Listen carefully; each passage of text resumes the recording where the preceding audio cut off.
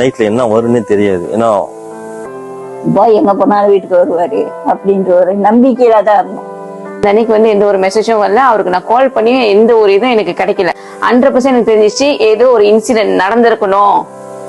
நைட்ல என்ன வரும்னே தெரியாது. ஏன்னா இந்த மாதிரி இல்லை, இதோட இன்னும் பயங்கரமா இருந்தது. அந்த காடு சத்தம் தான், கொசு கடி தாங்க முடியாது. சத்தம்லாம் கேட்கும், பல விதமான சத்தம் கேட்கும். அந்த இருட்டுல நம்ம கிட்ட யாரோ நிக்கிற மாதிரி இருக்கு. கிட்ட வருவாங்க, பேசுற மாதிரி வருவாங்க, பின்னாடி போவாங்க, முன்னாடி வருவாங்க. அந்த முத நாள் இந்த மாதிரிலாம் இருக்குமா, இந்த இந்த இந்த சிச்சுவேஷன் எப்படி நம்ம ஃபேஸ் பண்றது, பசிக்கும், தாகமா இருக்கும். தாகம் எடுத்தப்பெல்லாம் நான் முயற்சி பண்ணி தேடிறப்பெல்லாம் எனக்கு தண்ணி கிடைக்கல. ஸோ மழை பெய்யறப்ப சட்டை நனையதில்ல, அந்த சட்டை நனைகிறது தான் நான் குடிச்சது. அங்கங்க தண்ணி தேங்கி இருந்துச்சுன்னா அது குடிப்பேன். சம்டைம்ல கொஞ்சம் சுரண்டி வச்சிருவேன், மண்ணை குழியா இருக்கும்ல. ஸோ மழை பெய்யறப்ப தண்ணி தேங்கும், அதுக்கப்புறம் அந்த தண்ணி தான் குடித்தேன்.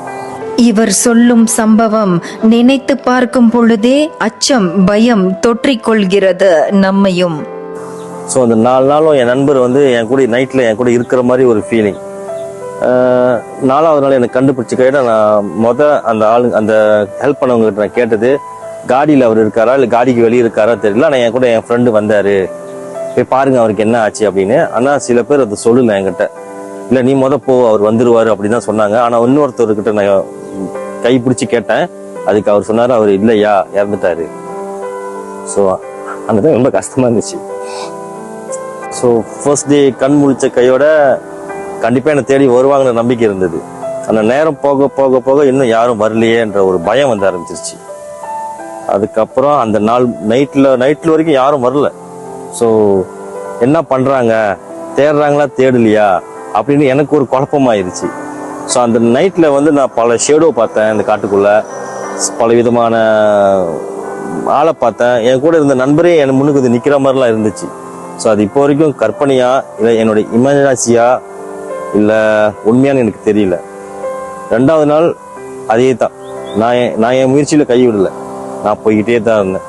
ஆனா அவங்களும் தேடுறாங்களா தேடலையான்ற ஒரு பயம் இருந்துகிட்டே இருந்தது. ஏன்னா 2வது நாள்.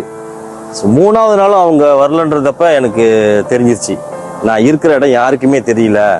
ஸோ நம்ம இந்த இடத்துலயே நம்மளோட முடிஞ்சிருச்சு கதை அப்படின்னு முடிவு பண்ணியாச்சு.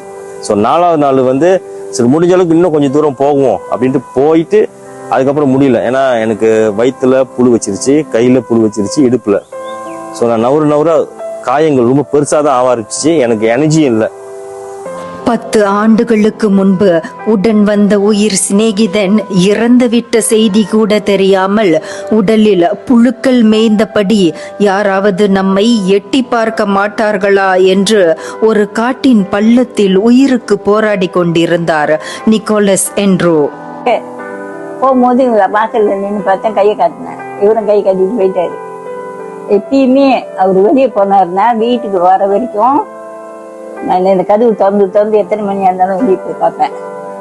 இல்லைன்னாக்கா ரூம் ஜன்னல்ல இருந்து பார்ப்பேன். காடியை கொண்டு வந்தாருன்னா அந்த பூ மாத்துக்கிட்ட தான் இருப்பாரு. அந்த அன்னைக்கு நான் பார்க்கவே இல்லை அறவே. அப்பதான் காலையில அவங்க என்னை கேட்டோன்னே அப்பதான் எனக்கும் தெரியும் பாய் வீட்டுக்கு வரல அப்படின்னு. பாய் எங்க போனாலும் வீட்டுக்கு வருவாரு அப்படின்ற ஒரு நம்பிக்கையில தான் இருந்தோம். வீட்டுல உட்காந்துக்கிட்டு அவர் போட்டோவை பார்த்துட்டு ஏசுவேன், எங்கடா இருக்க, அவன் பொண்டாட்டி ஃபுல்லாலாம் அவனை தேடுது, சீக்கிரம் வா அப்படின்னு சொல்லிட்டு போட்டோவை பார்த்துக்கிட்டு அதுக்கிட்ட உட்காந்துருப்பேன். அவரோட உடல் 4 நாள் ஆனதுனால ரொம்ப சேதம் அடைஞ்சிருது. ஸோ நான் அவர் பார்க்க முடியல. ஏன்னா என்னோட நிலைமை ரொம்ப மோசமா இருந்ததுனால என்னை ஹாஸ்பிட்டலேருந்து விடல. ஸோ நாங்க கடைசியா அவரை பார்த்தது காடியில என்கிட்ட பேசுனது மட்டும்தான். இன்று இவரது கதை மலாய் திரைப்படமாக உருவாக்கம் பெற்றுள்ளது. நம்மளுக்கு ஒரு இன்ஃபர்மேஷனும் கிடைக்கல அப்படின்னு சொல்லிட்டு அது ரொம்ப மன உளைச்சல இருந்துச்சு. போயிட்டு வந்தாலும் லேட் ஆனாலும் எனக்கு இன்ஃபர்மேஷன் கொடுப்பாரு, ஒரு மெசேஜ் கொடுத்துருவாரு, இன்னைக்கு என்னால வர முடியல அப்படின்னு. ஆனா அந்த அன்னைக்கு எந்த ஒரு மெசேஜும் வரல. அவருக்கு நான் கால் பண்ணி எந்த ஒரு இதுவும் எனக்கு கிடைக்கல. 100% எனக்கு தெரிஞ்சிச்சு ஏதோ ஒரு இன்சிடென்ட் நடந்திருக்கணும், இல்லைன்னா இது ஒரு இதுல சொல்லிதான் நான் பாலையில போய் ரிப்போர்ட் பண்ணேன். 2014 அதிகாலை 3 மணிக்கு என்ன நடந்திருக்கும் நிக்கோலஸ் என்ட்ரோக்கு? தாப்பா பேரா இங்க இருக்கேன். ஸோ நான் வேலை செய்கிற இடம் கிமத்திரப்பு தானல்ல பும்பந்து ஆவாமா இருக்கேன். எனக்கு இப்போ 43 வயசு. பட் அந்த இன்சிடென்ட் நடக்கிறப்ப எனக்கு 33 வயசு. நாங்கள் பீடோலேருந்து தாப்பாவுக்கு போயிட்டு இருக்கோம் வீட்டுக்கு. பத்திரிக்கை கொடுத்துட்டு போயிட்டு இருக்கோம். ஸோ போகிறப்ப ஒருத்தர் ரோடு தாண்டி போனார். ஸோ அதுதான் எங்களுக்கு கடைசியாக ஞாபகம் இருக்குது. அதுக்கப்புறம் என்ன நடந்ததுன்னு தெரியல. மழை தண்ணி மேலே பட்டோன்னே நான் கண் முழிச்சு பார்க்குறப்ப தான் எனக்கு தெரியும் காடி வந்து ஆக்சிடென்ட் ஆயிடுச்சு. ஆனால் எந்த இடம்னு எங்களுக்கு தெரியுது. ஆனால் என்னால் என் கூட்டாளிகிட்டையும் போக முடியல, அவரையும் பார்க்க முடியல. நான் அவர்கிட்ட பேசினேன், அவர் பதில் கொடுக்கல. 2014 அக்டோபர் 18 முடிச்சுட்டு 19 ஆயிடுச்சு. விடிகாலையில் இந்த பாதையில தான் வரும் நானும் ஃப்ரெண்டும். கணக்கா இது ஒரு பெரிய பள்ளம். ஸோ இந்த பள்ளத்தில் தான் காடி பூந்துருச்சு. ஸோ பூந்து ஃபர்ஸ்ட் டே வந்து நான் காடிக்கு வெளியே, அவர் காடிக்குள்ள. என்னால் காடிக்கிட்டையும் போக முடியல, கீழேயும் போக முடியல. ஏன்னா அந்த அளவுக்கு பாஸாக காடு. ஸோ இங்கேருந்து முதல் நாளே நான் நவுற ஆரம்பிச்சிட்டேன். ஸோ இங்கேருந்து நான் வந்து தான் இந்த பாதையில் போனேன். ஸோ 4 நாள், இந்த 4 நாளுக்கு அப்புறம் தான் எனக்கு அஸ்லிகார் வந்து ஹெல்ப் பண்ணார். 4வது நாள் வந்து அந்த அன்னைக்கு 22 தீபாவளி. பட்டா சத்தம்லாம் கேட்குது இந்த இடத்துல. நான் காட்டுக்குள்ளே இருக்கேன், எனக்கு விளங்குது பட்டா சத்தம்லாம். அப்போ மனசு ரொம்ப கவலையாயிருச்சு. இந்த டைமில் நான் என் ஃப்ரெண்டோட நல்லா ஹாப்பியாக இருப்பேன் எப்பயுமே. அவரும் ஒரு வீட்டில் ஃபேமிலியோடு இருப்பார். காடிக்குள்ளே இருக்காரா இல்லையா அப்படின்ற ஒரு சூழ்நிலையில் இருக்கிறப்ப தான் நான் கொஞ்சம் பக்கத்துலேயே ஒரு ஹெல்மெட் மட்டும் தெரிஞ்சுது. அப்போ தெரிஞ்சது ஒரு மோட்டரில் ஒருத்தர் போகிறாருன்னு. அப்போ நான் ஹெல்ப்னு கேட்டேன். அவர் நின்றுட்டு போயிட்டு கொஞ்சம் ஒரு 1/2 hour கழிச்சு தான் ஒரு 5 பேரோடு வந்தார். அதுக்கப்புறம் தான் என்னை ஹெல்ப் பண்ணார். நான் அவரை கேட்டேன், எப்படி உனக்கு தெரியும் நான் இங்கே இருக்குன்னு. அவர் சொன்னது வந்து 3வது நாள் நான் இந்த காட்டில் வந்துட்டேன், பட் நான் எதையும் பார்க்கல.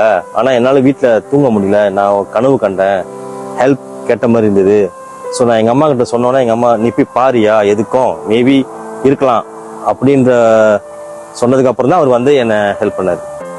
அந்த 5 பேர் வந்த கையோட அவங்க கால் பண்ணாங்க. ஆம்புலன்ஸ் வந்தது, பொம்பா வந்தது, போலீஸ்காரங்களும் வந்தாங்க.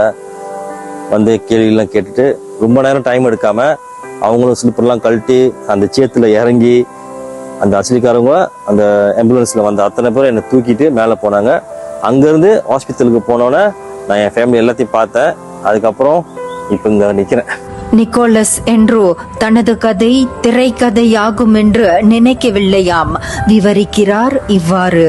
நிக்கோலஸ், நீ அடிப்பட்ட கதையை கேட்குறாங்க, உனக்கு என்ன தோணுதுன்னு கேட்டாங்க. சொன்னால் எனக்கும் அதில் ஒரு இன்ட்ரெஸ்ட் இருக்குன்னு, படம் எடுத்தால் நல்லா இருக்கும் அப்படின்னு பேசுகிறப்ப தான் அந்த கேஸ் பிக்சர்ஸ் பிரதர்ஸ் அவங்க கூட இன்னும் 4 பேர் வந்து ஒரு இன்டர்வியூ எடுத்தாங்க.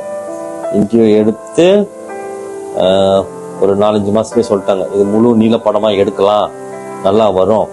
அப்படின்றதுக்கப்புறம் தான் நாங்கள் முயற்சி பண்ண ஆரம்பித்தோம்.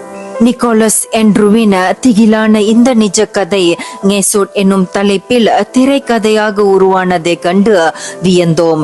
எங்களோடு தொடர்ந்து இணைந்திருங்கள். இன்னும் பல சம்பவங்கள் உங்களுக்காக காத்திருக்கின்றன. இந்தியர்களின் இதய குரல் மக்களோசை.